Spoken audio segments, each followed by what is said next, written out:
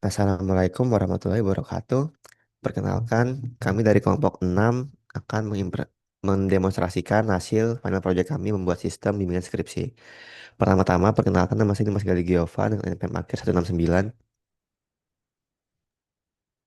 Saya Laurenta Dini Apinda dengan NPM akhir 068.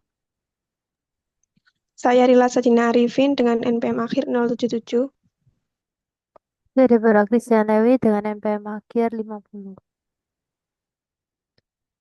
Ya, pertama-tama, di sini kami membuat database yang akan kami gunakan dalam program kami, yaitu seperti bimbingan yang bisa memberikan input foreign key dari mahasiswa ataupun dosen, tabel dosen dengan atribut judul bimbingan, tanggal, status, catatan, lalu ada dokumen, jalur dokumennya yang akan dipakai untuk dipanggil nantinya. Saya juga bisa memberikan nama dari dokumennya dan menampilkan kapan datanya ditambahkan serta kapan diupdate. Lalu ada tabel dosen. Di sini kami menggunakan tabel dosen untuk menyimpan data dosen seperti nama dosen, lalu NIP dan email dosen tersebut. Setelah itu ada tabel mahasiswa. Di sini tabel mahasiswa kami gunakan untuk menyimpan data mahasiswa yang telah ditambahkan seperti nama, NPM, lalu dosen bimbingnya siapa, dan alamat mahasiswanya di mana, serta emailnya. Setelah itu ada tabel user. Di tabel user ini kami membuat akun yang bisa login itu siapa aja dengan passwordnya yang sudah dihash. Oke, setelah itu kita akan mencoba untuk melakukan login dengan admin.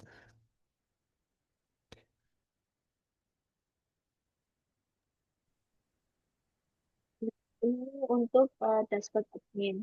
Nah, untuk admin bisa menambahkan dosen, mahasiswa, dan juga bimbingan. Pertama kita menambahkan dosen.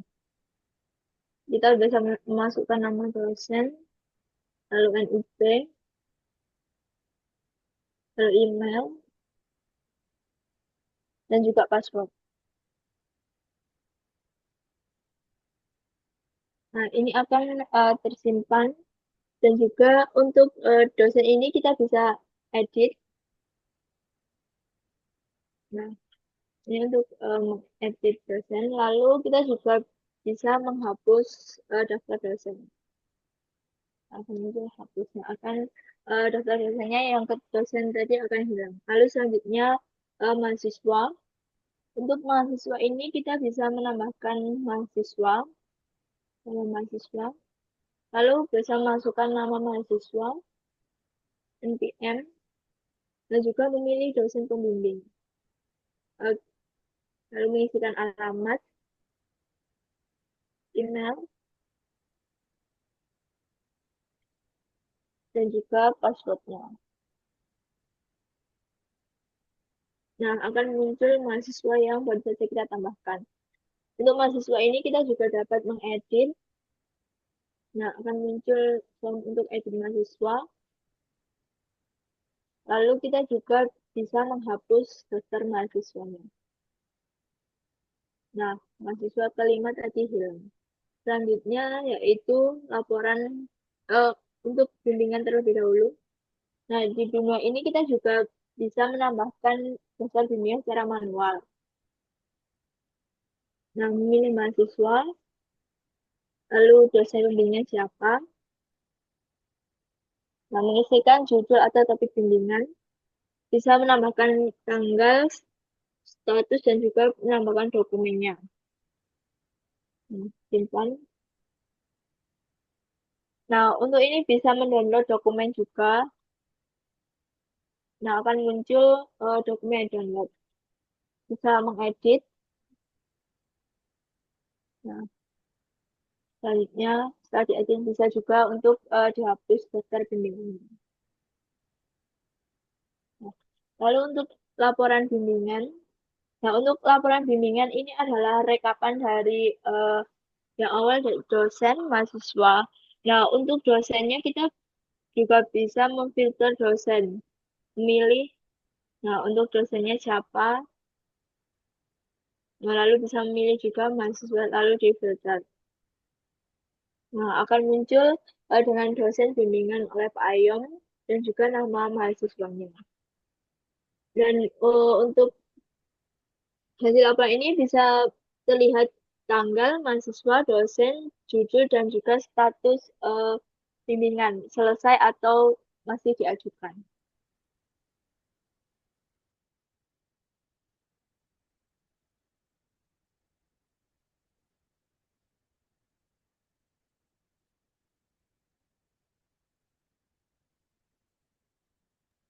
Oke, selanjutnya untuk login ke mahasiswa di tampilan awalnya ada tulisan selamat datang yaitu mahasiswanya, kemudian bimbingan yang diajukan, jumlah bimbingan yang diproses dan bimbingan yang selesai.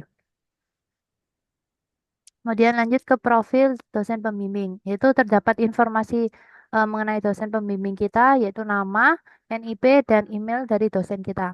Kemudian ada data mahasiswa, yaitu ada nama, NPM, dan alamat. Pada bimbingan em, terlihat nama dosen, nama mahasiswa beserta tanggal dan judul dari bimbingan kita. Di sini kita bisa menambahkan bimbingan. Pada nama mahasiswa dan dosen pembimbing ini sudah terkunci dari adminnya sendiri dan sudah terhubung dengan dosen pembimbing kita. Di sini ya bisa menambahkan judul topik pada bimbingan, tanggal, dan status ini juga hanya bisa diedit oleh dosennya saja. Di sini bisa kita tambahkan catatan dan kita bisa upload file. Ini adalah notifikasi jika bimbingan berhasil diajukan atau dibuat.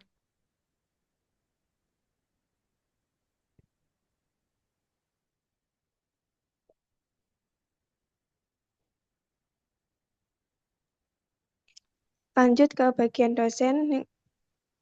Pertama, login dulu di akun dosen, kemudian akan menampilkan dashboard untuk dosen. Nah, di sini ada total mahasiswa bimbingan, ada totalnya 4. Kemudian dosen bisa mengelola bimbingan. Dosen bisa lihat mahasiswa bimbingan, input catatan bimbingan, ubah status bimbingan, dan juga lihat riwayat bimbingan. Nah, ini untuk manajemen bimbingan untuk bagian dosen bisa menambahkan bimbingan. Untuk mahasiswanya bisa memilih mahasiswa yang sudah bisa ditambahkan dan nanti siapa yang akan bimbingan, kemudian dosen pembimbingnya sudah sesuai dengan yang login. Judul topik bisa diisi, kemudian tanggal, status, misal diajukan, kemudian bisa menginputkan catatan dan file.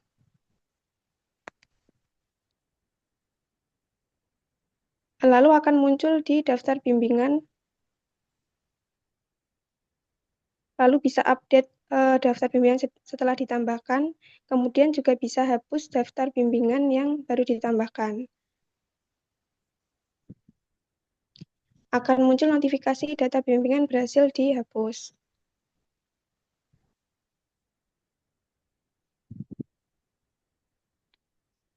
Ya, sekian dari demonstrasi program kami.